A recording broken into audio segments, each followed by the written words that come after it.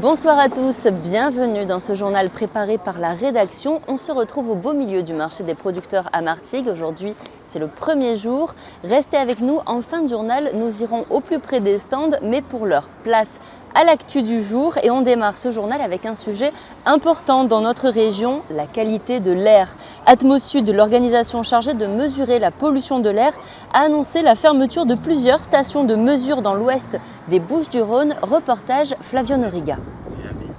Dans toute la région, Atmosud déploie des stations de mesure pour contrôler la qualité de l'air. Ces outils d'une valeur de plusieurs dizaines de milliers d'euros assurent une mission de surveillance en temps réel. Tom Asensio, technicien, explique leur fonctionnement. Les analyseurs vont aspirer de l'air extérieur, parce qu'on va avoir une tête en hauteur qui va aspirer l'air. Et après, ça va mesurer la pollution en fonction de l'analyseur demandé. En fait, on va comparer la valeur des analyseurs par rapport aux valeurs réglementaires. Et ça va nous permettre de définir si l'air est plutôt bon ou mauvais en fonction des zones géographiques.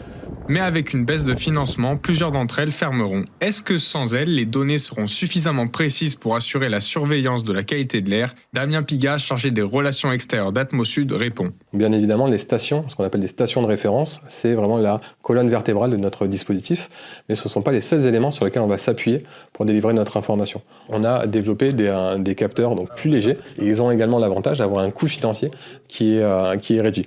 Donc ça veut dire qu'on peut finalement en déployer en plus grand nombre, et on peut aller investiguer des environnements plus singuliers, plus compliqués d'accès. Mais ces mini-capteurs ne peuvent pas à terme remplacer les stations de mesure car ils ne répondent pas aux normes du laboratoire central de surveillance de la qualité de l'air. Selon leur dispositif, 3 stations de mesure doivent être obligatoirement présentes dans l'agglomération marseillaise. Actuellement, 45 stations de mesure fonctionnent dans les Bouches-du-Rhône.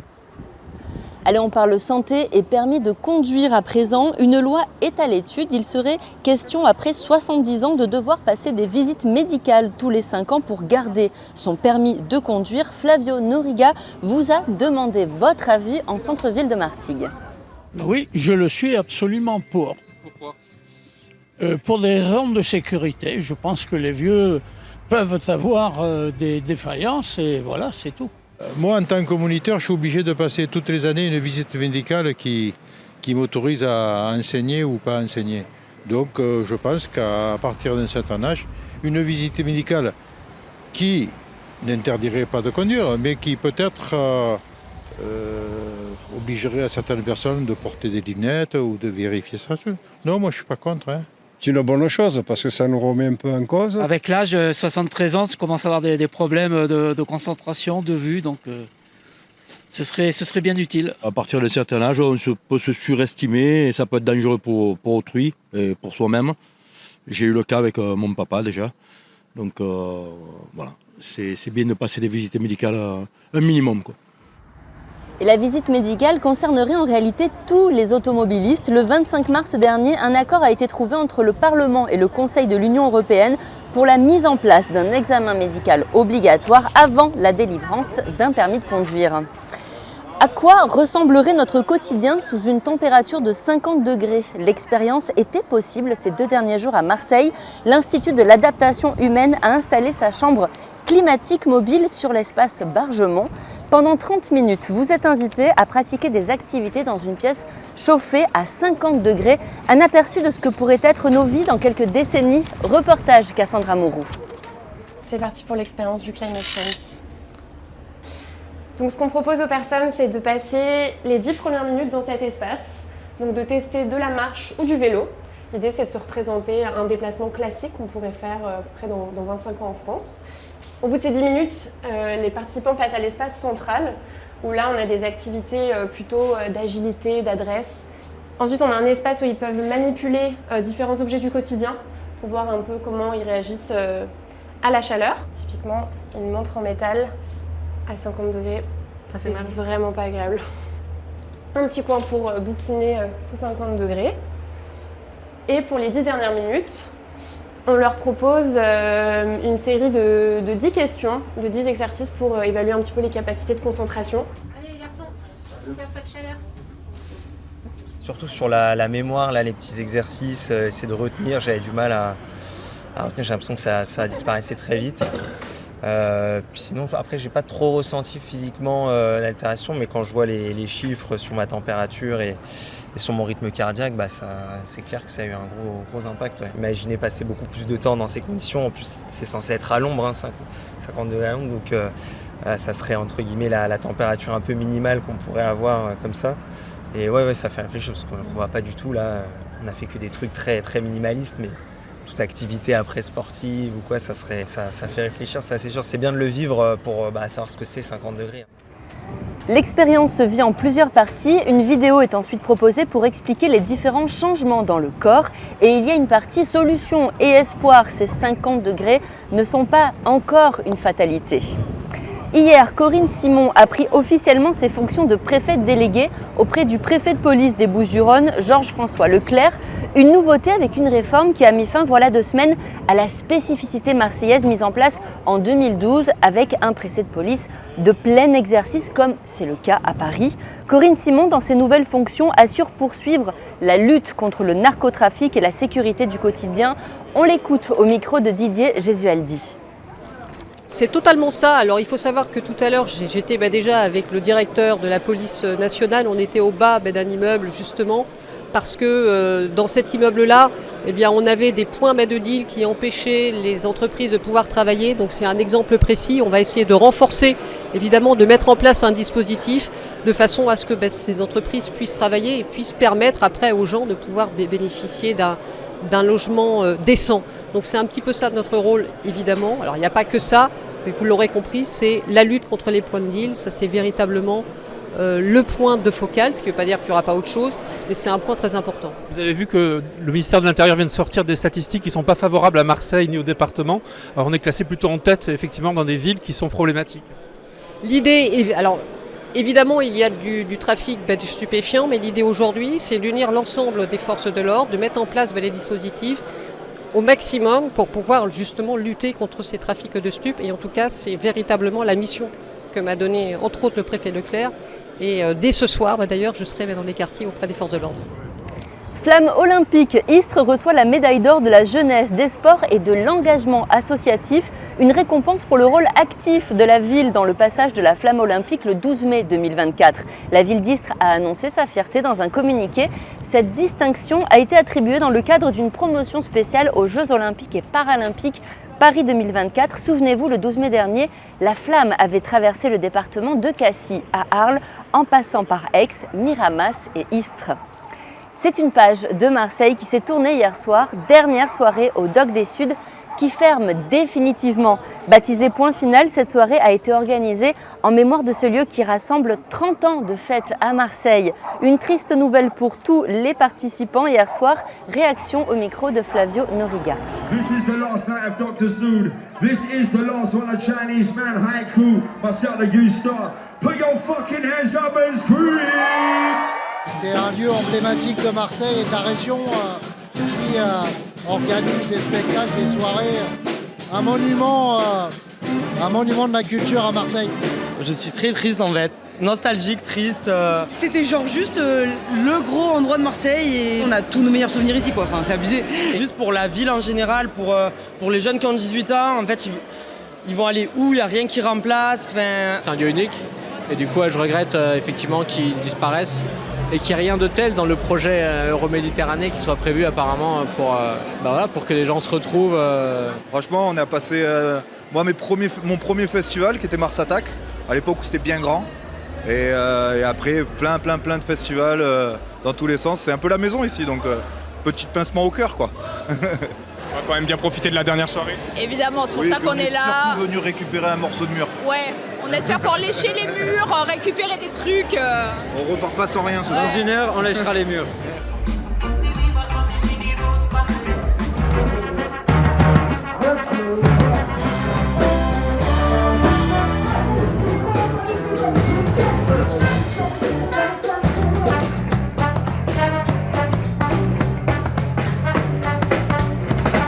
Autre événement, cette fois à Marignane, le salon de l'ufologie. Alors l'ufologie, qu'est-ce que c'est ? Eh bien, c'est cette discipline qui consiste à recueillir et analyser les données se rapportant au phénomène des ovnis. Reportage Cédric Lombard. Le salon de l'ufologie, c'est la rencontre de 3 types de personnalités. Il y a d'abord le conférencier, érudit, surdiplômé. Il a passé sa vie à approfondir ses convictions. C'est le cas de René Arnaud, maître de conférences en physique à la retraite. Je me suis aperçu il y a de nombreuses décennies que les Sumériens disposaient d'une culture qui était au-delà de ce qu'elle pouvait être il y a 6000 ans, et donc des connaissances complètement anachroniques. Et de ce fait, en fouillant, je me suis aperçu que les Anunnaki n'étaient pas simplement l'objet d'imagination, mais que c'était vraiment une ethnie réelle. Et donc j'ai enquêté sur la présence Anunnaki sur Terre. Dans son auditoire, il y a souvent le curieux, sceptique sur la pensée dominante, comme cette Nîmoise. On a voulu savoir qu'est-ce que c'était exactement comme salon, et comme on n'en a jamais fait, on a été curieuse, mais en même temps, vous savez, on ne vient pas ici par hasard non plus, quoi. On n'est pas seul. T-shirt au logo de son association, Thierry, lui, est membre du COF, le Centre d'études OVNI France. Son profil est celui du passionné.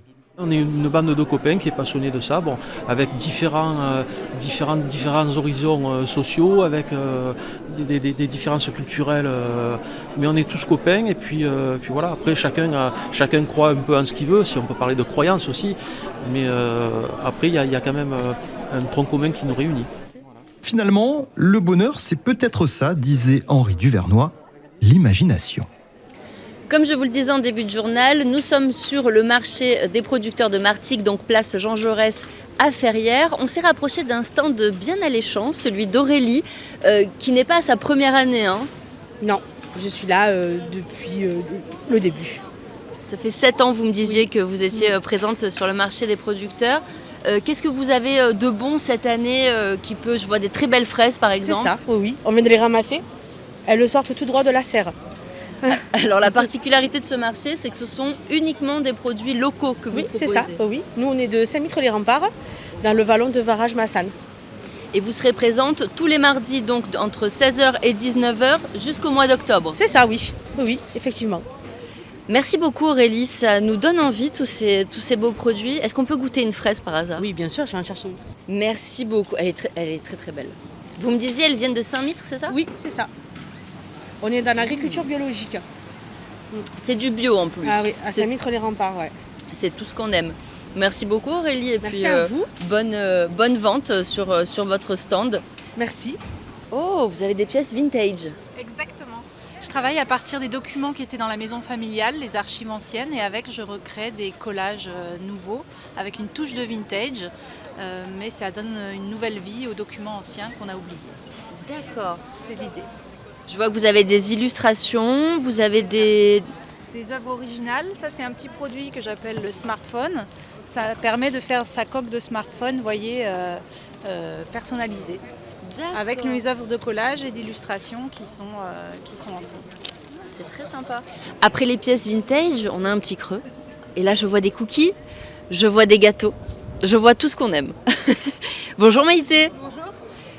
Vous proposez qu'est-ce que c'est? Des gourmandises, on va dire, des cookies, je vois des madeleines, des financiers. C'est ça, j'ai également des brioches là qui ont été mises de côté parce que le vent, j'avais pas envie qu'elle les abîme. Mais j'ai toute une gamme de croquants aux amandes, de biscuits secs, où tout est fait à base de miel, avec des produits français et des œufs de poulet élevés en plein air. Le lait dans les madeleines est bio aussi. Vraiment, il y a une approche de produits bruts et de bien travail. Et ça se voit, c'est très très appétissant. Merci. Vous avez des biscuits au cacao, aux 4 épices, noisettes et vanille. Alors je vais me diriger vers le cacao. Allez-y. Merci beaucoup. On sent que c'est frais. Oui, tout a été produit là ces 2 derniers jours, justement pour proposer un produit qui a été frais, justement. Oui, ça se sent tout de suite. Le cacao est très très bon. Très fort en bouche. Donc, merci beaucoup, c'est une très belle découverte. C'est la première fois que vous venez au marché des producteurs? C'est ma première fois au marché des producteurs et j'avais déjà fait le marché de Noël sur Jonquière avec les chalets. Voilà. On continue de se promener dans ce marché aux producteurs à Martigues et je suis en présence de César, l'affûteur. C'est cela. Je vous tiens le micro. Excusez-moi. Oui. En quoi ça consiste Écoutez, ça consiste à redonner du tranchant donc, au couteau. Oui. Voilà, quand il ne coupe plus. Et donc, voilà, donc je passe ça sur la meule, donc je l'affûte. Et ensuite, je passe sur le feutre Voilà, où j'enlève le morphile. On appelle ça le morphile, hein, c'est une bavure qui est sur le couteau et qui va redonner son tranchant. Donc si j'ai bien compris, on peut venir vous voir avec nos couteaux et puis vous Les affûter. couteaux, les ciseaux, les outils de jardin, tout ce qui coupe. C'est la première fois que vous êtes sur ce marché? Oui, tout à fait, oui. Ça fait la première fois et bon, sinon j'exerce aussi à Yoli-Keganis aussi, voilà, à Saint-Pierre. Voilà, et sinon, en tant que professionnel, ça fait 3 ans, donc j'ai passé mon brevet. Donc, parce qu'il faut un brevet hein, pour pouvoir exercer. D'accord. Voilà.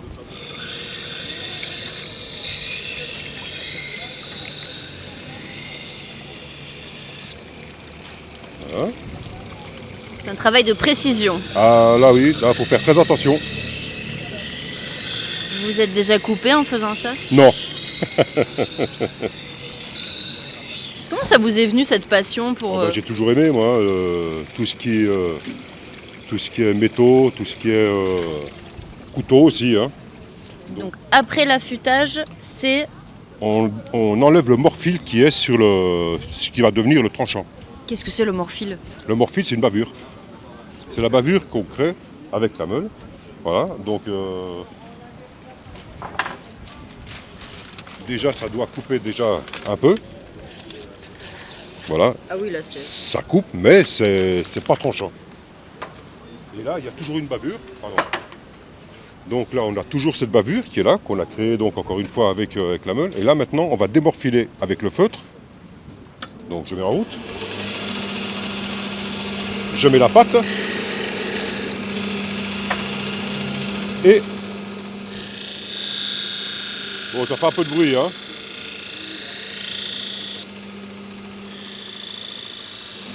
Voilà. À ne surtout pas reproduire à la maison, d'où l'intérêt d'avoir un César sur le marché aux producteurs à Martigues, comme ça.